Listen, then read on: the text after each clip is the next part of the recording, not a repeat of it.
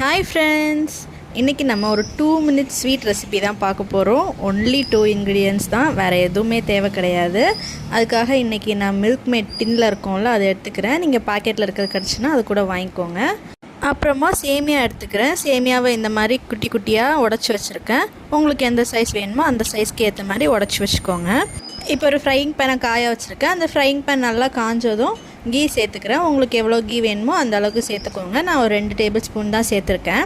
இப்போ நம்ம உடச்சி வச்சுருக்க சேமியாவை அதில் போட்டு அந்த கீயில் போட்டு நல்லா வறுத்து எடுத்துக்க வேண்டியது தான். இப்போ கொஞ்சம் செகண்ட்ஸ்லேயே பாருங்கள் எப்படி நல்லா வறுப்பட்டு கலர் சேஞ்ச் ஆகி வருதுன்னு. இப்போ நல்லா ப்ரௌன் கலரில் வந்துச்சு, உங்களுக்கு பார்த்தீங்கன்னா தெரியும். இந்த ஸ்டேஜில் இப்போ நான் மில்க் மேட் ஆட் பண்ணிக்கிறேன்.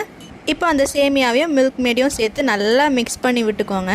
பாருங்கள், உங்களுக்கு பார்த்தாலே தெரியும் நல்லா மிக்ஸ் ஆகி வருது.